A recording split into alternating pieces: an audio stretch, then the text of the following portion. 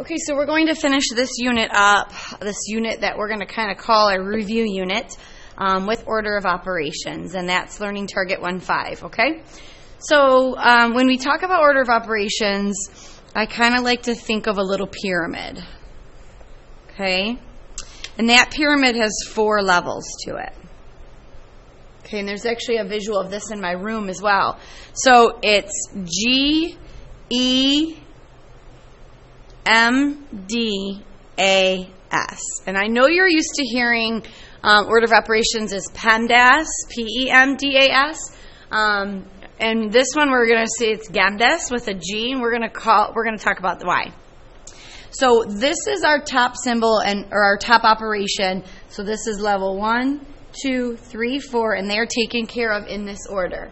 Okay? We're going to say that G stands for our grouping symbols. Okay?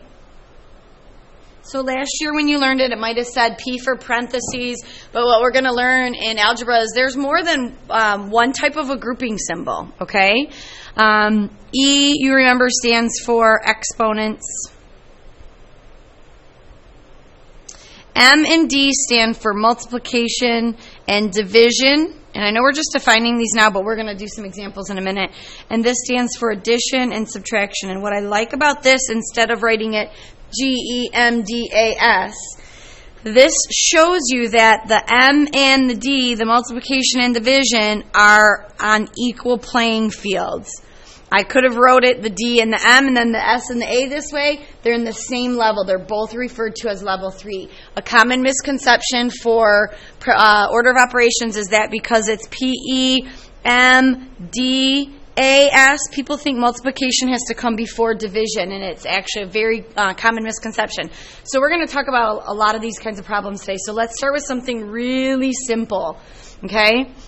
So if I have 3 squared plus 2, or 2 plus 3 squared, okay? We know the answer to this. You have to kind of walk through your order of operations, but one is trickier than the other. So when somebody looks at this problem, for some reason, they know to do the 3 squared first. And 3 squared is 9, and 9 plus 2 is 11. However, when it's written this way, and it can be because the commutative property says the order doesn't matter, people are tempted to do the 2 plus 3 first. So, for example, a level 4 question on your check for understanding might look like this. Is the answer to this problem 25 or 11? And some people might think it's 25 because they added the 2 plus the 3 first, because they are really used to just working from left to right. And an order of operations does not always just work from left to right. Sometimes it does. So 2 plus 3 is 5, and 5 squared is 25. I get that. So if a kid puts 25 as an answer, I totally know what they did wrong, right?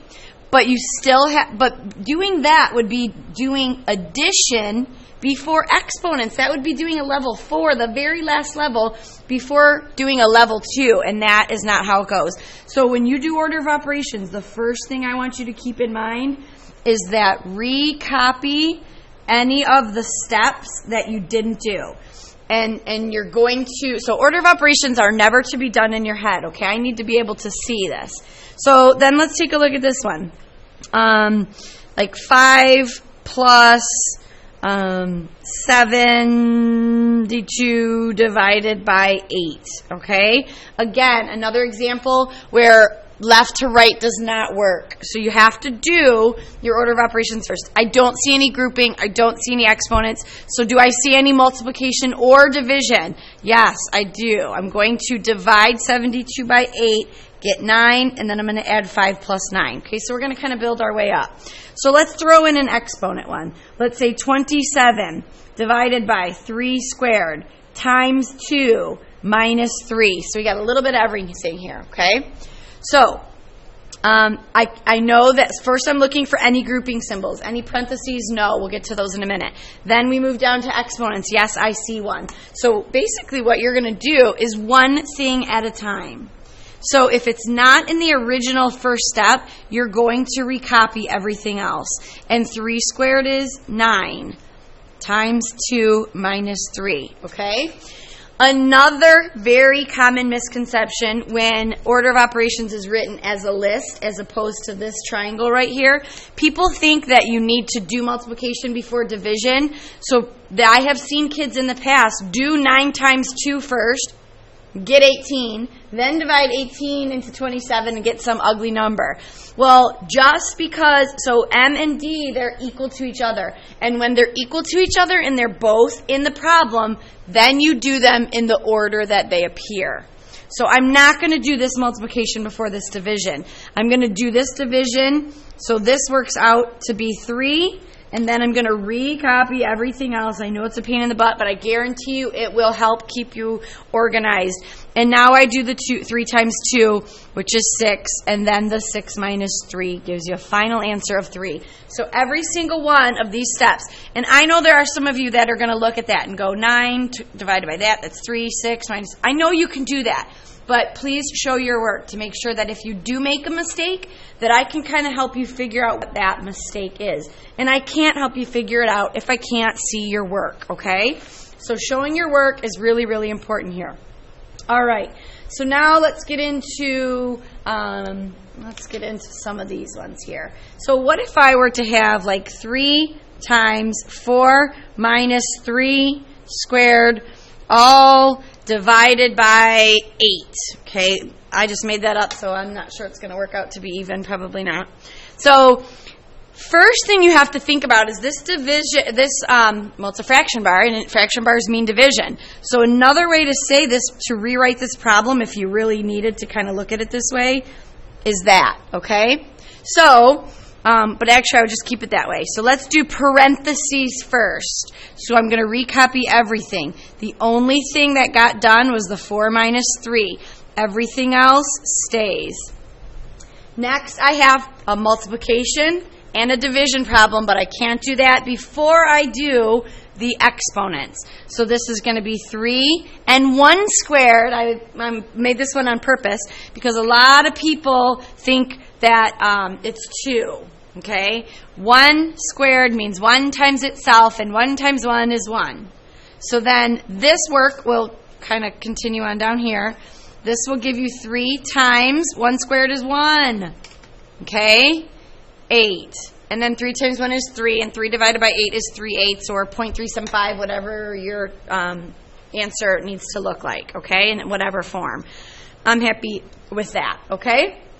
So kind of keeping that in mind. And here's why we use the G. Let's take 3/4, and then after parentheses, we're going to use something called a bracket. And then let's say 13 minus 2 plus 3, parenthesis, bracket, and all of that squared. So what I'm going to tell you about order of operations is you pretend like you're as deep inside as possible, and you got to work your way out. So I'm in the innermost parentheses. I'm going to start there and work my way out. Okay? So I want to take 3/4, and here's an option that you have. So the grouping symbols go parentheses, brackets, and then something called braces. Okay? Or another way to look at that would be parentheses, then the brackets, and then if you need to do a third grouping symbol, the braces. Okay? When you get rid of one grouping symbol, you can change this to a parenthesis. Okay? So I'm getting rid of the parentheses, and the reason for that is because this looks kind of confusing. Right? If you needed to do that, that's why we don't use that. So for right now, I'll just keep it a bracket. 13 minus 2 plus 3 is 5. So all I did in that first step was that. I could have also written it like 3/4 parenthesis 13 minus 5. And that's okay, but brackets still mean multiply. All right? So now I have a subtraction, I have a grouping symbol, I have exponents, and I have multiplication. So we're still in that grouping symbol.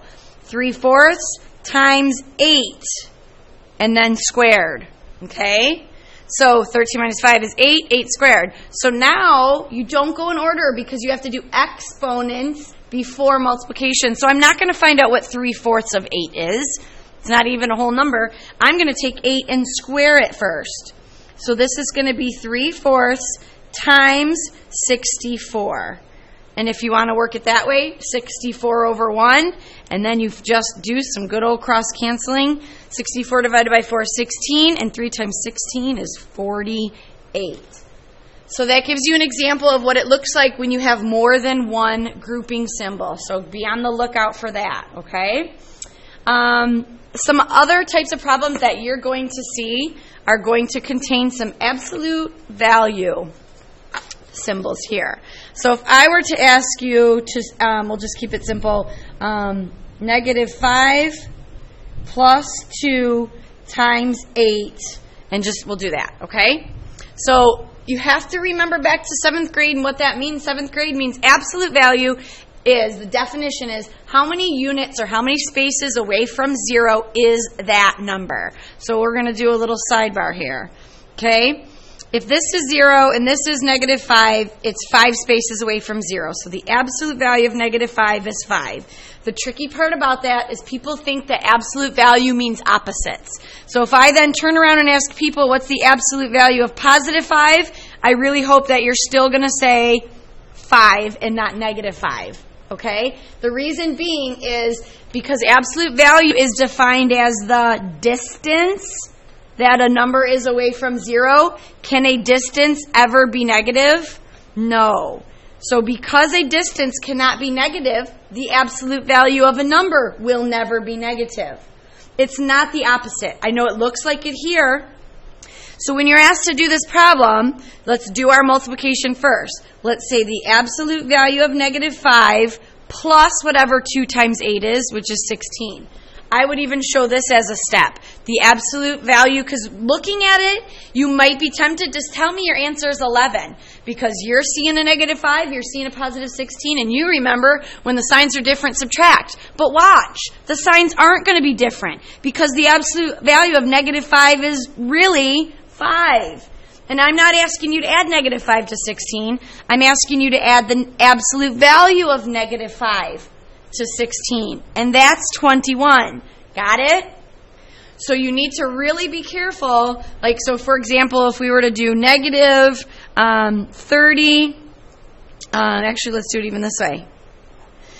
30 times 2, all of that divided by negative 10 minus 2. And I love that this problem is next because here, the only number in the absolute value symbol was a negative 5. There was no operation to do. You're going to look at this as a grouping symbol. You have to do that first. So let's recopy everything else. 30 times 2, and I know that you can really do that right now and it's not going to matter, but let's just recopy it. So what is negative 10 plus negative 2? That's negative 12, right? So now I have to take and do, I could guess because they're, you could do them both at the same time here. So 30 times 2 is 60. And the absolute value of negative 12 is positive 12. But then you got this pesky little guy here that you can't forget about. Okay? That means whatever all this works out to be, I want you to take the opposite of it. So if this worked out to be a negative answer, then the opposite of that negative answer would mean it's positive. But right now, covering that up, 60 divided by 12 is 5. And now it's the opposite of 5, negative 5. Okay? So you're going to really watch for those types of problems. This is a great problem too. 3 parentheses 2 cubed. Okay? Times 3. All right? So you have multiplication and exponents. And I know you're looking at, those are parentheses. But parentheses sometimes mean multiplication too. And your eyes should be trained to recognize when the parentheses mean multiply or when the parentheses are being used as grouping symbols. Here, they mean multiply, okay? If it was 3 times 2 like that, then yeah. Then you have to do the 3 times 2 first because they are in the grouping symbol, okay? So let's work both of these out. So here I'm going to take this 3 and multiply it by whatever 2 cubed is. 2 cubed means 2 times itself 3 times. That's 8. Then times 3 again. And you know what? Because they're all multiplication, and multiplication is commutative like we learned in 1-1, I can do 8 times 3 I can do 3 times 3 and get 9, and 9 times 3 is 27. However you want to do it. So we'll just do 3 times 3 is 9, and 9 times 8 is 72, okay? If I were to change this, it would give me a different answer because I would do the 3 times 2 first, and I would get 6. And then I would cube 6, and 6 times 6 is 36, times another 6, I believe is 216, okay? So you have 6 times 6 is 36, times another 6, 216, times 3, and then you're going to have, what are we going to have? 648. Got it? Okay, hopefully my math is right on that. So order of operations, always go back to this little triangle, grouping, exponents, multiplication and division, addition and subtraction in that order. And again, this should be a review for you.